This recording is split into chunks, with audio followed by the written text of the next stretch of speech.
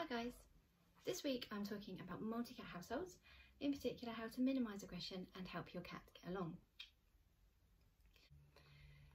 Today I'm focusing on how to tell if your cats have a good relationship or a more testing one, as it's not always as easy to tell as you think. It's easy to tell when cats have a really good relationship and have a genuine social bond, as you'll see lots of positive body language and behaviours. So for example, they might cuddle up and sleep next to one another. You might see them mutually grooming each other while they do this. When they meet, they might approach each other with their tails up with a curled tip, and they might touch noses. Their tails may wrap together as they body rub against each other.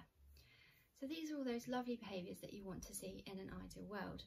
But actually, in reality, it's relatively rare to see these behaviours in pet cats. It can be more tricky to identify when they have a more negative relationship. And of course, there are those very overt behaviours such as chasing and pouncing, swiping and biting, as well as very obvious vocalisations like hissing and growling, and that really loud caterwauling that we all know. But it does become more difficult to understand a relationship when the cats don't show such overt behaviours. And because cats are descended from a solitary species, they haven't developed a large repertoire of communicative behaviours, and so a lot of their social behaviour is very subtle, and this makes them experts in passive aggression. These behaviours can be easily missed and misinterpreted by the owners, but when you know what to look for, it becomes a little bit easier to figure out what their relationship is. Of course, there's looking at their subtle body language when they're together. For example, their ears might go back, or they might have a swishing tail when they're next to each other. But a big sign of tension is blocking, which is where one cat will physically block the other's access to a particular resource. And to us, this may look relatively unassuming. For example, a cat may casually sit in the middle of a doorway, but he may well be attempting to stop the other cat from attempting to pass through, as this cat won't want to risk a negative interaction. Another big sign is staring, and this is hugely intimidating for cats. This is why they seem to respond well to us giving them a slow blink. Staring is performed in a similar way to blocking.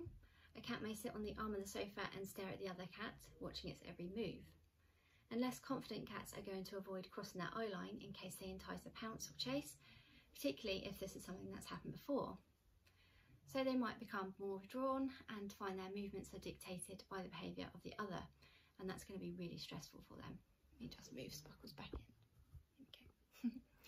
And finally, more confident cat may well kick the other one out of their favourite resting areas.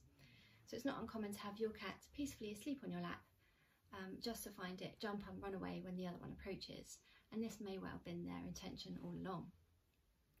This can happen in any area throughout the territory, and again is going to induce some real stress and anxiety for your little cat. So each of these behaviours can quickly give the more confident cat the monopoly on all of the resources in the territory and create huge tension between the cats, and their relationship's going to deteriorate because of this. So spend some time watching your cats and have a look at what sort of interactions they're having. Can you identify any of those positive body language and behaviours, or any of the more negative interactions that we've spoken about, especially the more subtle behaviours?